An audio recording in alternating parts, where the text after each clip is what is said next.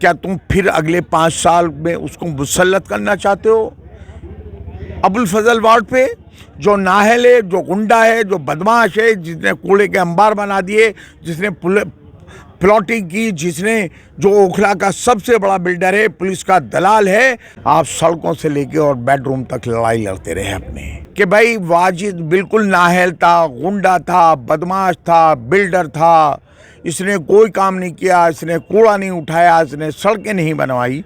तो अमानतुल्लाह अभी तक ये कहता रहा कि भाई मैं कहीं जाता था और वहाँ उसके कमरे में वाजिद ने मेरा स्ट्रिंग ऑपरेशन किया। ये ट्रेनिंग भी अरविंद केजरीवाल ने इनको दी थी। वाजिद अमानतुल्लाह कहता है कि वाजिद की वजह से मेरी ज़िंदगी तबाह बर्बाद हो गई, मुझे निकाह करने पड़ गए दूसरे।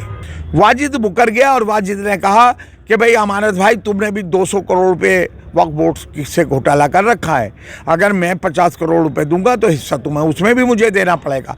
यहाँ के डिफरेंसेस हुए। ये लड़ाई होते होते होते होते अमानत के बेडरूम में कैमरे तक स्ट्रिंग ऑपरेशन बेडरूमों तक के कर लिए। एमसीडी के लोगों ने जिस दिन सुना कि आसिम मोहम्मद खां की बेटी कॉरपोरेशन की मेंबर बनने जा रही है, उसी दिन से आप इम्प्रूवमेंट देखिए।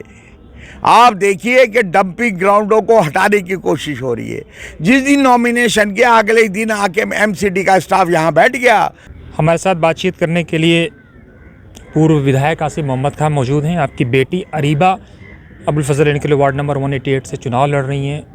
आसिफ साहब, जब से अमानत और वाजिद का समझौता हुआ उसके बाद से आप मुखरता के साथ उसका जम करके विरोध कर रहे हैं और कई तरह के एलिगेशंस लगा रहे हैं। नहीं, मैं एलिगेशन नहीं लगा रहा। मैं तो जनता की आवाज़ है, जामिया नगर के लोगों की, वो ये जानना चाहती है कि किन शराइत पर अमानतुल्लाह और वाजिद का फैसला हुआ है और इनके क्या क्या डिफरेंसेस थे, जिसका खमियाजा अबुल फजल वार्ड 188 के लोगों ने 5 साल भुगता है। कूड़े के अंबार बना दिए गए, पुलिस की ज़ातियाँ बढ़ दी गई, पूरे सीवेज सिस्टम बिगड़ गए। आप दोनों जो हैं एक ही पार्टी के एमएलए और काउंसलर होते हुए आप सड़कों से लेके और बेडरूम तक लड़ाई लड़ते रहे अपने।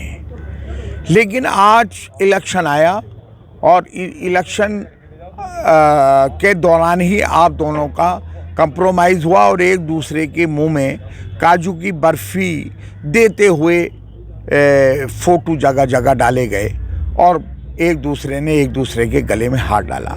ये बात जामिया नगर की जनता और ख़ास तौर से अबुल फजल वार्ड के लोग ये जानने के बेइंतहा इच्छुक हैं। इतनी क्यूरियोसिटी है कि भाई क्या मसला था और क्या नहीं था। हम ये बात, जनता ये चाहती है कि अबुल फजल इस वार्ड के ख़ास तौर से कि अमानतुल्लाह और वाजिद स्टेज शेयर करके और पब्लिक को ये बताएं कि हमारे ये डिफरेंसेस थे और इन डिफरेंसेस को हमने ख़त्म करके हमने कंप्रोमाइज़ किया।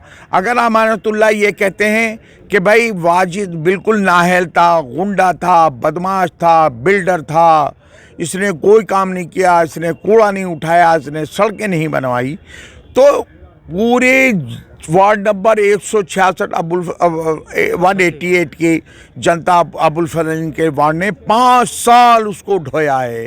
क्या तुम फिर अगले 5 साल में उसको मुसल्लत करना चाहते हो अबुल फजल वार्ड पे, जो नाहल है, जो गुंडा है, जो बदमाश है, जिसने कूड़े के अंबार बना दिए, जिसने प्लॉटिंग की, जिसने जो ओखला का सबसे बड़ा बिल्डर है, पुलिस का दलाल है, आप फिर ऐसे आदमी को मुसल्लत करना चाहते हो? जामिया नगर की जनता को, अबुल फजल वार्ड की जनता को इतना बेवकूफ़ समझते हो या उनसे कोई दुश्मन आगे निकल रहे हो? अगर ये बात नहीं है, ये आपके पास तो फिर वो बात बताइए। जनता जानना चाहती है। मैं अमानतुल्लाह को 2 दिन का टाइम दे रहा हूँ कि वो स्टेज जगह जगह लगाएं और दोनों खड़े हों और दोनों ये बताएं कि हमारे ये झगड़े थे और ये मसले हमारे हल हो गए। और मैं तो ये भी चाहता हूँ कि अरविंद केजरीवाल को भी बीच में बोलना चाहिए कि भाई मेरे एमएलए काउंसलर का ये झगड़ा था और मैंने बैठ के ये झगड़ा इनका ख़त्म करवा दिया। लेकिन अगर वो नहीं बताएंगे कि क्या झगड़ा था और किन शराइत पे कंप्रोमाइज़ हुआ, तो आसिफ स्टेजों से बोलेगा।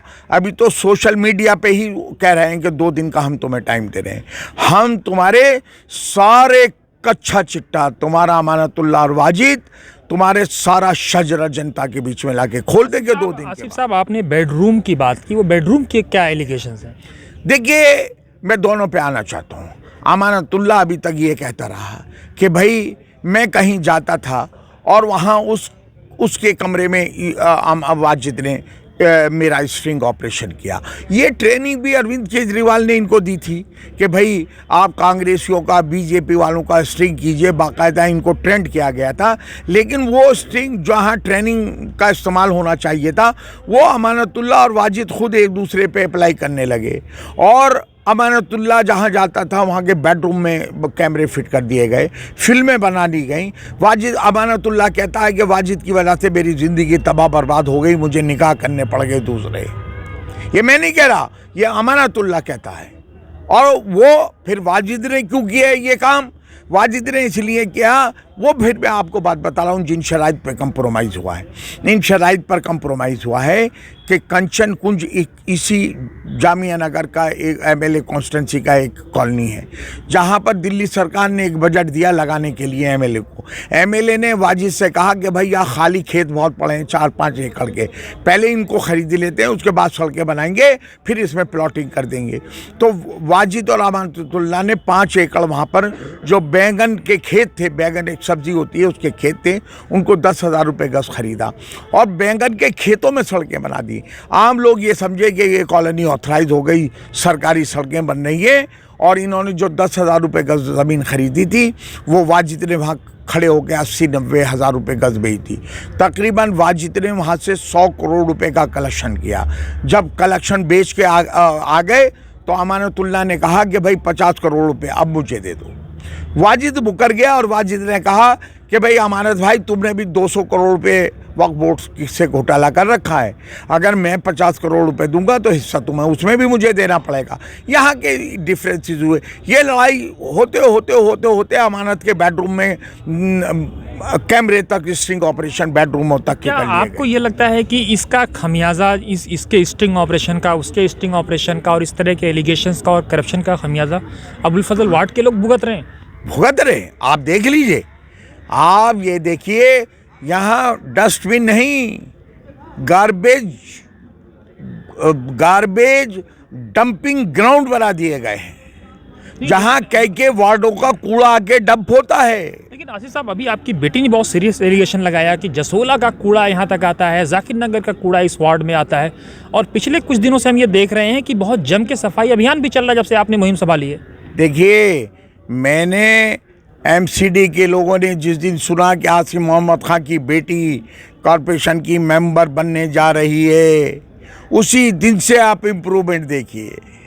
आप देखिए कि डंपिंग ग्राउंडों को हटाने की कोशिश हो रही है। जिस दिन नॉमिनेशन के अगले दिन आके एमसीडी का स्टाफ यहाँ बैठ गया, सुपरिंटेंडेंट, सैनिटरी सुपरिंटेंडेंट जो लाजपत नगर में बैठता है, जो पूरी जोन का इंचार्ज होता है, वो यहाँ पूरे दिन पेड़ों के, मैंने अंदर नहीं घुसने दिया, बाहर बैठा रहा। सैनिटरी इंस्पेक्टर्स को बुला लिया, सफाई कर्मचारियों को बुला लिया कि भाई इसका सॉल्यूशन ढूंढो जल्द से जल्द। मैंने अभी कुछ नहीं कहा, मैंने तो आपके चैनल से ये कहना चाहता हूँ, दावे के आप रिकॉर्ड में रखिएगा, 1 महीने बाद मुझसे पूछ लीजिएगा। वैसे तो इंशाल्लाह मैं दावे के साथ कहता हूँ, जिस दिन अरीबा जीत कर आएगी, 1 हफ्ते के अंदर अंदर कूड़ेदान, तो ये 2 डंपिंग ग्राउंड तो प्रायोरिटी होगी, 1 हफ्ते के अंदर गायब हो जाएंगे। और बहुत से बहुत, मैं आपसे 1 महीने का टाइम लेना चाहता हूँ। मुद्दा कूड़ेदान बनाना नहीं है, मुद्दा है कूड़े को की लिफ्टिंग करके कूड़ा यहाँ से जाए। अगर आप कितना बड़ा कूड़ादान बना देंगे, 20 बाई 20 का बना देंगे, 30 फीट बाई 30 का फीट बना देंगे, लेकिन 200-200, 100-100 डंप पर कूड़ा पड़ा हुआ है, इनकी लिफ्टिंग का, उठाने का। अभी मेरी बेटी ने जो बात कही, वो भी माशाल्लाह से बहुत सेंसिटिव है और बहुत उसको मालूमात है। आसिफ साहब, आपसे ज़्यादा वो एक्टिव लग रही है, आपसे ज़्यादा जिस तरह से उसके बोलने का अंदाज़ है, उसके क्रिएटिविटी है, डेप्थ है, ये क्या देखिए, आपने वो- उसको गोद में सिखाया था या? नहीं नहीं, देखिए कुछ चीज़ें डीएनए में होती हैं, वो हमेशा पहले तो वो हाईली एजुकेटेड है माशाल्लाह से, और थ्रू आउट वो बहुत अच्छी उसकी स्कूलिंग हुई, उसके बाद हायर एजुकेशन भी उसने बहुत अच्छी हासिल की है, और बहुत लो प्रोफाइल है और बहुत सेंसिटिव है, और बहुत सीरियस इश्यूज पे भी आप उससे बात करेंगे। सीएनआरसी पे वो रोज़ जामिया यूनिवर्सिटी या शाहीन बाग गई, लेकिन कभी उसने स्टेज शेयर नहीं किया, कभी वो स्टेज पे नहीं एक आई। प्राइवेट चीज़ बताइए, अभी खबर ये भी मिली है कि माशाल्लाह वो 5 वक्ता नमाजी भी है। देखिए वो माशाल्लाह से 5 वक्ता नमाजी भी है, उसने उम्रा भी किया है, उसकी बड़ी ख्वाहिश थी, हम नहीं भेज पाए उसको हज पर, लेकिन वो उम्रा अपने मामू के साथ गई, मामू और मोमानी के साथ उम्रा भी करके आई है। उसको इस्लामिक स्टडीज़ की भी जानकारी है, उसको उर्दू में भी तरबियत दी गई है। उर्दू के भी जब अभी नॉमिनेशन करने गई तो वहाँ सैंपल लिया जाता है, उन्होंने कहा कि आप किसी से, उन्होंने देखा कि ये तो कॉन्वेंट एजुकेटेड लड़की है, तो आरओ ने कहा कि आप उर्दू में किसी से अपना नाम लिखवा दीजिए, बैलेट पेपर प्रिंट होते हैं। उसने कहा किसी से क्यों लिखवाऊंगी, मैं लिखूंगी। उसने फ़ौरन उर्दू में जो लिखना था फ़ौरन लिखा। अल्लाह का शुक्र है उर्दू लैंग्वेज पे भी उसका कंट्रोल है, हिंदी पे भी कंट्रोल है, इंग्लिश के तो देखिए थ्रू आउट वो कॉन्वेंट एजुकेटेड है। तो अरीबा में तो मैं ये बात कहता हूँ कि टिकट ज़रूर अरीबा को आसिफ के नाम पे मिला है, लेकिन कोई किसी को ढो नहीं सकता। मैं तो बल्कि जनता से ये कह रहा हूँ, लोगों से कह रहा हूँ कि आप उसको छोटी छोटी गैदरिंग में बुलाइए, और उसे लोकल इश्यूज़ के साथ साथ नेशनल इश्यूज़ पे भी, कम्युनिटी इश्यूज़ पे भी, ख़वातीन के इश्यूज़ पे भी उससे बाकायदा इंटरेक्शन कीजिए। अगर आपको लगता है, मुझे ये मैं दावे के साथ कह रहा हूँ कि एक बात कह रहा हूँ कि कॉरपोरेशन का जुरिसडिक्शन बहुत छोटा सा होता है, लेकिन अरीबा में वो सलाहियत है कि कॉरपोरेशन की जुरिसडिक्शन से भी हटकर जो एरिया के मसाइल हैं उनको भी उस प्लेटफॉर्म पर उठाएगी और उन अथॉरिटीज़ तक ज़रूर पहुंचाएगी जहां से वो हल किए जा सकते हैं। आसिफ साहब, एक चीज़ और, जब ओखला में डेमोलेशन हो रहा था इधर तिकोना पार्क पे और उधर बटला हाउस में, तो पूरे इलाके को ब्लॉक कर दिया गया था, कोई आदमी सड़क पे नहीं था, लोग ज़िंदगी दराम बराम हो गई थी। इसको कैसे सॉल्व करेंगे? देखिए क्या होता है कि फ़िलहाल तो पुलिस ने का मॉरल बड़ा हाई है, एडमिनिस्ट्रेशन का मॉरल बड़ा हाई है, क्योंकि एमएलए और काउंसलर्स दोनों बिल्डर हैं, और बिल्डर कभी भी पुलिस और एडमिनिस्ट्रेशन से नहीं लड़ सकता। उसे अनऑथराइज कंस्ट्रक्शन ना करना है, मल्टी स्टोरीज बनानी है। वो कैसे आप उम्मीद लगाते हैं पुलिस उनका बिल्डिंगें रोक देगी, एमसीडी वाले उनकी बिल्डिंगें तोड़ देंगे, इसलिए वो हाथ मिला के चलते हैं, दलाली कर रहे हैं थाने। लेकिन अमानत साहब, आसिफ साहब, जब अमानत साहब का मसला था, उनकी बीवी का मसला था, तो आपने धरना दे दिया और पुलिस को चैलेंज किया। एक तरफ इस तरह का विरोध, दूसरी तरफ उस तरह का समर्थन। देखिए, मैं अमानतुल्लाह के ना पहले कर रहा समर्थन ना आज कर रहा हूँ, और उस टाइम भी आप क्लिप में लाएंगे तो मैंने कहा कि जो जैसा करेगा भुगतेगा। अमानतुल्लाह ने अगर भ्रष्टाचार किया वो तिहाड़ जेल जा चुका है, लेकिन मैं उसकी बीवी, जो पहली बीवी हैं, मैं उनको मासूम करता हूँ, उनकी हिमायत आज भी करता हूँ, पहले भी करता हूँ ना। उनका उसमें कोई ऐसा गुनाह था कि उनके अमानतुल्लाह की वाइफ के नाम एफआईआर कर दी, छोटे छोटे बच्चे घर में थे। उसके अलावा भी जो एरिया में पुलिस ने दहशत पैदा की, उससे यहाँ हमारी कौम और मिल्लत के लोग खौफज़दा हो गए। मैंने वहाँ जाके एक मैसेज देने की कोशिश की अमानतुल्लाह के घर पे कि भाई जो हालात पुलिस ने पैदा किए ये किसी कीमत पर भी बर्दाश्त नहीं करेंगे, और अगर पुलिस ने यहाँ ज़्यादतियाँ की या उसकी अहलिया के साथ वाइफ, आज भी मैं उसकी वाइफ के साथ खड़ा हूँ,